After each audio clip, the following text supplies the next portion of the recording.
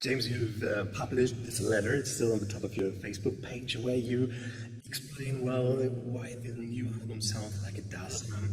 Did you expect your fans to complain, or did they actually complain about the new style of the new album? No, I think it's good to explain. In this day and age, I think it's worth explaining as much as you can, as best as you can, because what happens is, you put a record out in, like, a lot of countries, and a lot of people have different opinions, and maybe some people might be more aware of music, some people mightn't be. Like, say for instance in Germany, I've not done a huge amount here, and this record seems to be doing a lot better here than anything I've done before. So it's worth explaining why the records get made the way they get made, because someone might be coming to it for the first time and might not be aware of my history or why I've made the records I've made. So it's always worth doing. No one complains. It's just good to explain yourself as best you can. It's interesting because I could name you like 10 musicians who hate explaining an album and a concept, but you, in a way, you like it, yeah? I think it's a necessity, I think, to a degree. I think that maybe 30, 40 years ago it wasn't as important because there were maybe 10 vehicles for your music to get heard, but when there's hundreds of different ways for your music to get heard, it's good to have one focal point where people can go to, and they can go, okay, I understand who you are and why you do what you do, so I don't have to constantly explain myself all the time. I think it's an easy thing to just get out of the way early. Who was the first non-professional you allowed to listen to the album? This record, I shared this record with a lot of friends quite early on because I was trying to do everything different to how I'd done it before. So like in the past I've been very protective and kind of kept my music to myself until it was finished. Even people professionally, like managers and agents and whoever, I wouldn't play for them until it was completely finished. Whereas with this record, if you came by my studio or you were in my house, I'd probably play you something just to kind of, not to get people's feedback, because not that I don't care, but wouldn't have any impact on what I would do because I believe in the things that I'm making. But it's nice to just share stuff. So friends and family were kind of calling around, and I'd play them stuff and just kind of just play it in the background and just hang out. What was the worst reaction you got? I've never gotten a bad reaction. Really? No, I mean, it's a pretty good record, so I feel pretty good about it. So like, I'd be pretty surprised if someone was just like, no. But no, the reaction was always good. I mean, okay, bear in mind that like your friends and family are never gonna tell you if something isn't good anyway. Right? Like if I'm sure if I wrote a book, they would think it was good, even though it would be terrible. Like I'm pretty confident in what I do, so I wasn't playing for them, expecting them to critique it. But if any of them had, I would have taken it. Well, they would have been erased from my phone book forever. Never speak to them again. How did your mother like it? My mom really likes it. Yeah, it's funny because I think my second record kind of scared her a little bit because it's quite, it's not as song-based, it's a little more left field. And I think she loved it because she loves me. I don't think she understood it as much as she understands this record. James, Vincent, McMorrow bei NR Kultur Neo in der Session heute Abend. Wir freuen uns sehr, dass er da ist. Schaut kurz vorbei auf seiner großen Tour zwischen Berlin, Hamburg und Düsseldorf. Willkommen, welcome. Thank you. Bisschen Musik von ihm. Der erste Song, den er spielt für uns, ist Evil.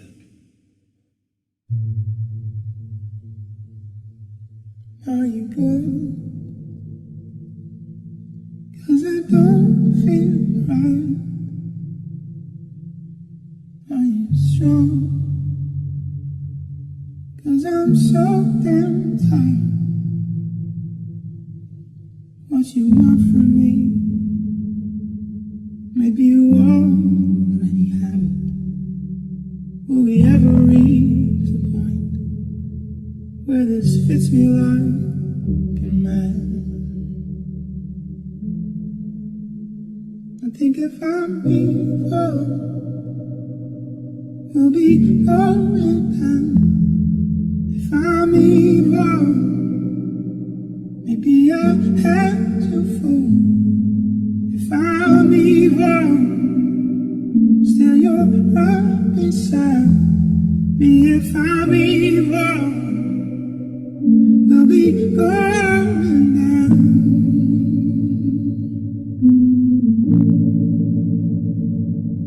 You say it best, and it's the long, hard train behind the mess. So better than heartbreak. This used to work for me. Now I can barely even stand how I feel about myself. How this is nothing like we planned. I think if I'm evil, we'll be going down. If I'm evil, maybe I had to fool. If I'm evil, still you're right beside me. If I'm evil, we'll be going down.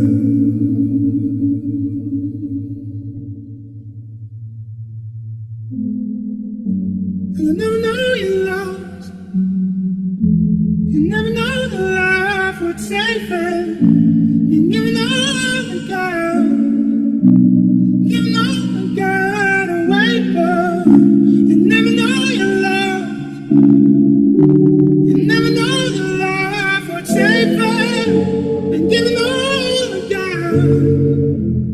Giving all the God away. If I'm evil, we'll be going down. If I'm evil, maybe I had you fall. If I'm evil, still you're right beside me. If I'm evil, we'll be going down.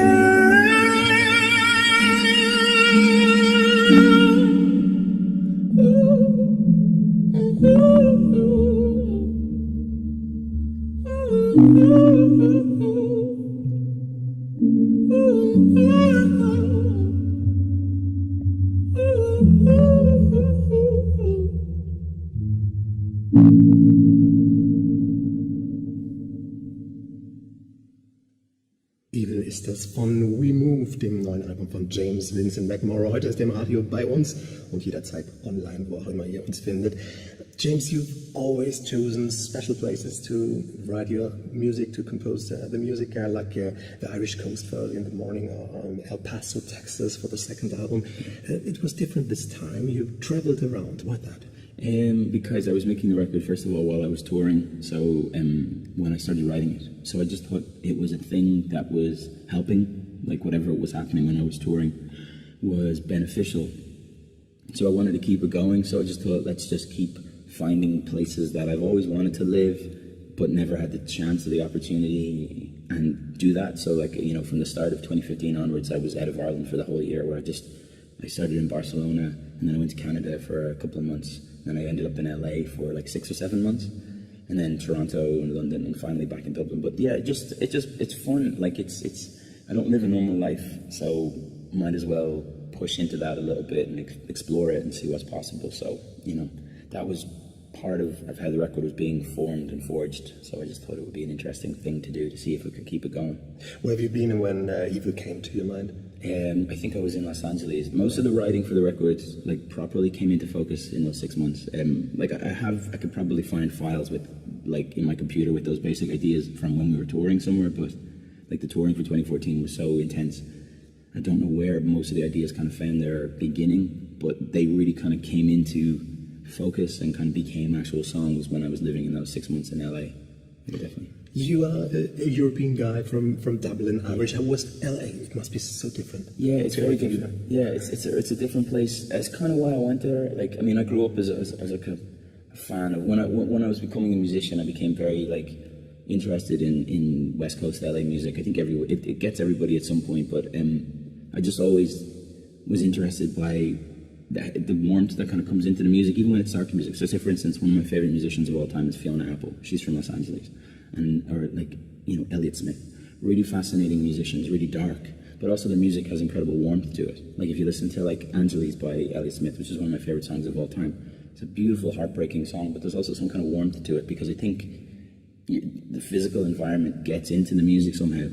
And if you trace that all the way back to people like Neil Young making their records, or Joni Mitchell making records there in the 70s, late 60s, early 70s, I wanted to kind of feel that. So it is a weird place, but it's kind of nice once you're there. Like, you give yourself over to it, and you drink vegan juices, and you go for walks up mountains, and it's kind of nice. No like, cigarettes. Yeah, but it's kind of nice. Like, it's very healthy, and there's something to be said for that, even though, you know, I'm more of a cynical human being because I'm Irish and we have a sort of cynicism. Americans are quite earnest and quite face value, so sometimes a lot of what I say gets lost in translation in Los Angeles. That's kind of funny to me, to be honest. I like it.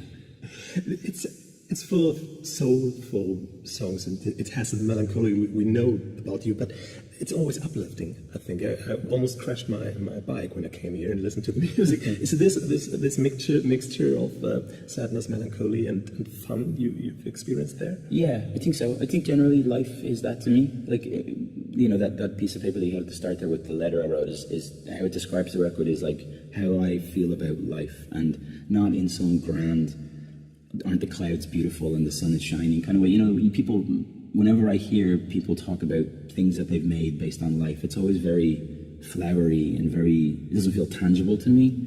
Whereas what you described there, like melancholy and sadness mixed with happiness and elation, is life to me, like smashed together. So to make a record is to try and put those things together. Try and find a way to write something that might be sad but also has like a warm, like major feel to it, rather than just write D minor songs all the time. Like that would seem really boring to me. It just doesn't seem like that's just complete sadness, and that's not how I feel. I feel sad sometimes, but I also feel happy 10 seconds later. So. It's the most soul and black music oriented album you ever did, and when it came out you said, yeah, I always urged for that direction, but you didn't go. Why did you hesitate? I don't think I was good enough, if I'm honest. Like, I think like, that's the one thing that probably musicians don't talk about, is that, like, we're supposed to be these fully formed things when we come out, but we're not. Like, you know, it's taken me 3 albums to learn from my mistakes, to make the right decisions or make the wrong decisions and try and fix them. And the main thing with this record was that, like, I wanted to involve people that I just never had access to. You know what I mean? Like 2 albums ago when I was starting out, I couldn't have called upon the people that I called upon for this record. I couldn't have made an album with and called these people my friends. Like, it just wasn't possible. So, and I wasn't able to do it by myself. So that's the most simple answer, is that I just wasn't good enough until this record, and I didn't have all the pieces and I didn't have the success to be able to knock on, you know, Jimmy Douglas's door or 1985 and say, hi, I'm making a record, can you make it with me for free, pretty much? You know what I mean? Because that's what, I'm not a major label artist. I was requiring an amount of, like, goodwill from these people and a belief in what I was doing, that they would be willing to do it for less than they could normally get. Get Low, next song, tell us about it. That song is the most sort of overtly written about my experience in Los Angeles. I don't normally talk about the meaning behind a record, but I think that there's lyrics in that song that are so overtly about Los Angeles, and what I described earlier, just that experience of being there and trying to live and trying to find a path through it. So that song is sort of like, I guess, my conversation with Los Angeles. Ja. James Vincent McMorrow heute in der NDR Kultursession, und hier ist damit Get Low.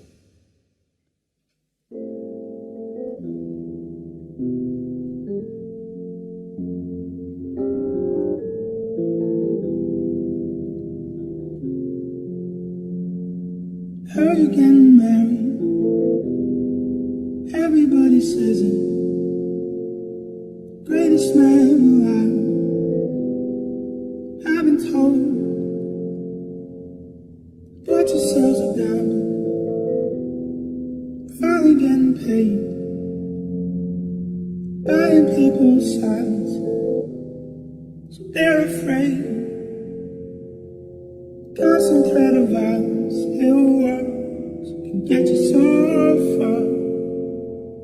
And the feeling worse, it's cold, and you're left with no one. I love the way your heart and no room. Loving what your heart becomes. Even when you smile, still cold. Loving what your heart becomes. Remember when my hands turn up. Loving what your heart becomes. Love the way it hangs with no fools. Loving what your heart becomes. What your heart becomes. What your heart becomes. How we getting viral out here in LA. the man you need every day. Thought I'd write a novel. I didn't like the way it's hard to stay inspired or stay awake. Struggling in darkness, it works, can get you so far. Digging in the dirt, gets far, you'll never know one. But I love the way your heart and no rules, loving what your heart becomes. Even when you smile, still cruel, loving what your heart becomes. Remember when my hands turn blue, loving what your heart becomes. I love the way it hangs, no fools, loving what your heart becomes.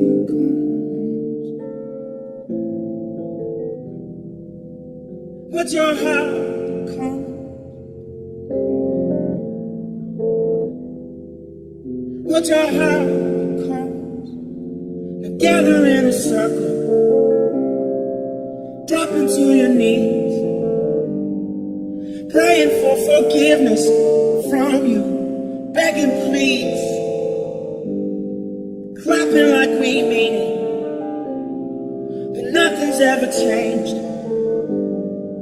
Everything about this always stays the same.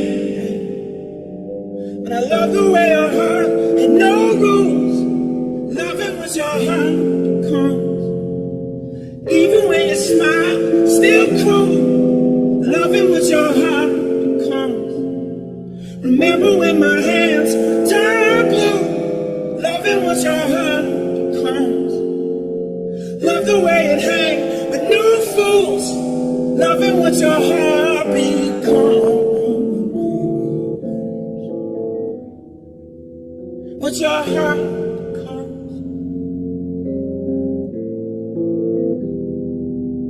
What your heart becomes.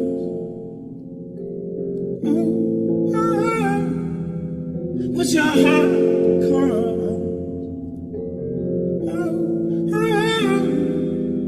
What your heart becomes.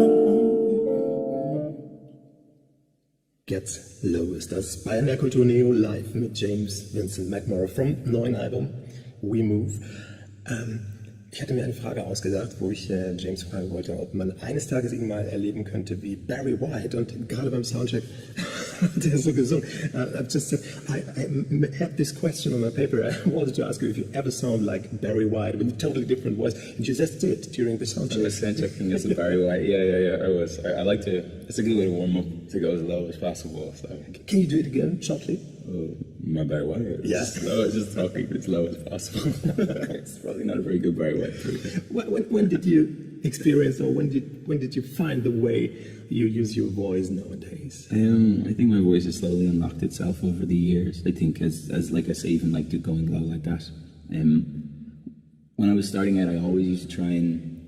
One thing that used to bother me when I watched people on TV singing was that, like, if they were in their comfort zone, they sang really well, which is like the glamour notes, is how I used to describe it. Exactly, like really powerful. But when they used to go low, they would lose all pitch. They couldn't sing in key, or if they would go very high, it was more about the impressiveness than actually like hitting the notes. It used to bother me, so I used to sit in front of my piano and just hit the lowest note I could find and try and hold it for as long as possible, and then try and do it with different vowels, and then I'd go as high as I could. And I was very analytical with it when I was a kid, and I still am. Like, I'm still. You know, this record is much more of a falsetto record. It's a lot higher because my voice has, like I said, unlocked itself over the years, and it still is. Like, I still try and get lower notes and bigger notes, and it's been a process. I remember reading the Quincy Jones biography when I was a kid, and he talked about him having to make Michael Jackson learn or get 4 or 5 new notes into his voice in order to sing on the Thriller record, because some of the songs were written in keys that were beyond what he was doing for Off the Wall. And I remember thinking, if Michael Jackson has to learn new notes, then I should probably try and learn some notes too. Because people just get so comfortable, they're like, I got this, I can sing. But it's like, Michael Jackson had been singing his entire life from like the age of 6. And at whatever age he was, 22, 23, when he made Thriller, he had to gain notes So I kind of figured I should keep working at it, you know. Yeah. But so it's time for an album with your deep voice. Maybe, yeah, maybe. I do like something like that sometimes, but yeah, you have to pick the right song for it. Did you have any role models for this kind of singing, for the high-pitched male voice? I mean, my favorite, he's not necessarily someone that I listen to very often anymore, but the musician that unlocked the idea of singing like that to me, and I would argue that he's the musician that unlocked the high voice for every male artist ever, is Jeff Buckley. Like, it's pretty apparent, like, even though his music isn't something that I listen to a lot anymore, when I was a kid and my friend gave me that record, I didn't know who he was. He had passed away a couple of years before that, I think, or a good few years before that, but I remember hearing it and having the voice that I had that was like really uncontrolled and quite jarring for people when they heard it, and just hearing this guy that was super jarring and thinking, wow, so there's a guy out there that has done this successfully.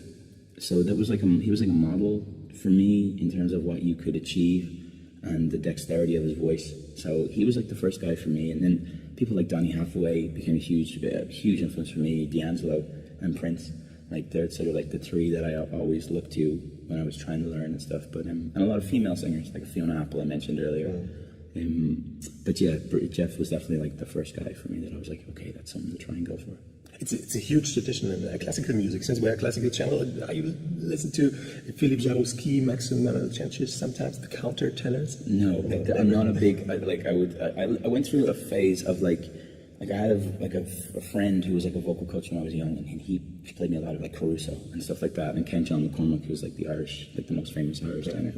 And it was very, like, I can be quite obsessive. Like, when I hear music, I'll sort of devour it and move on. And they were the two that I took away, was Caruso and McCormack. And the reason I loved them was because it was sort of based on that sort of like traditional sort of bel canto style of singing, which wasn't as like orthodox as some other singers. Like, so there's people in the world, like, you know, that people love flashy tenors like Pavarotti and these people. I never liked those guys because they were always flash. It was always like the big note.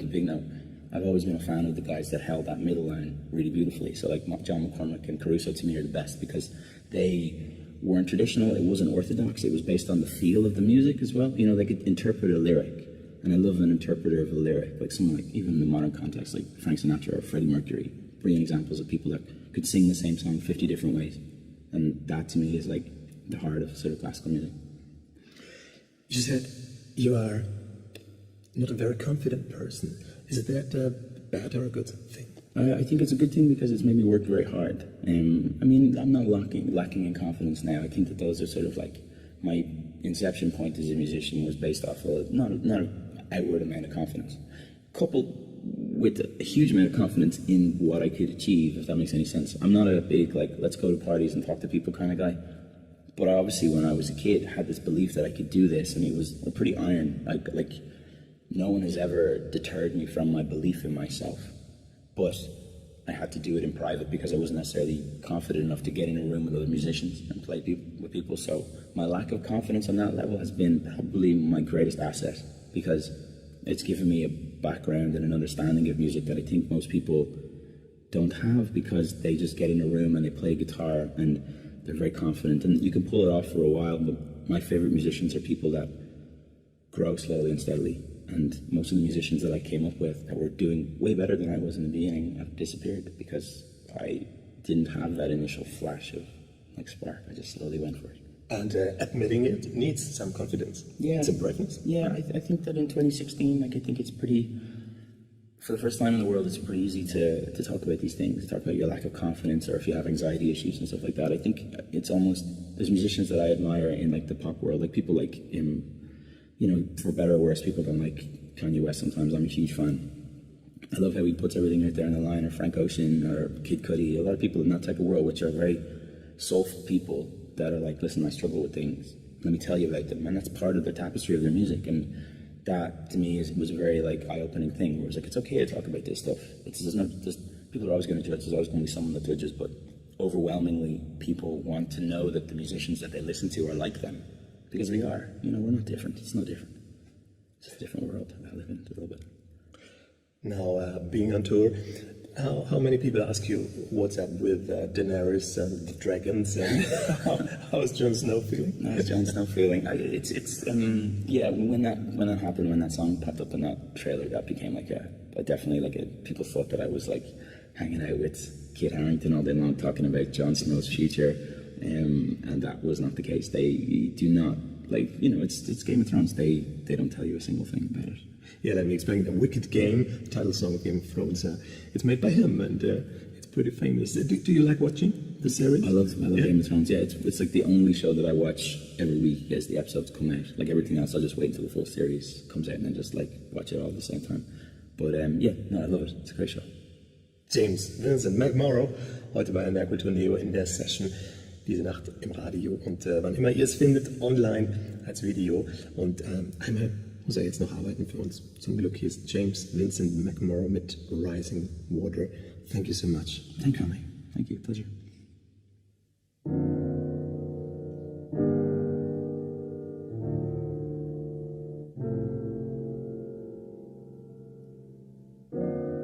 In it now, everybody knows what I've become. The truth is I never once said what I've done. 'Cause it's like a game, everybody does and has no fun. Still I wanna play it, even if I am where I've begun.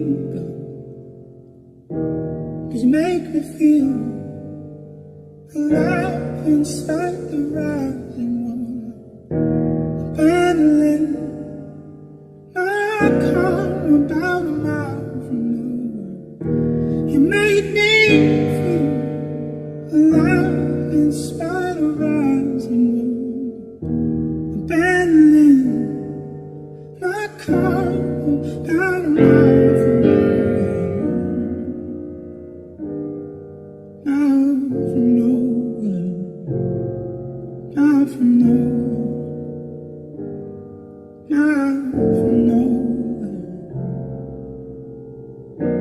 What happens now? It's your lucky day. It's your lucky day. So write it down. This one gone astray. This one gone astray. And I wish I cried, 'cause it's your lucky day. It's your lucky day. It wasn't mine. This one gone astray. This one gone astray. But you make me feel alive in spite of rising water, abandoning my car about a mile from home. You make me feel alive in spite of rising water, abandoning my car about a mile from nowhere. Mile from nowhere.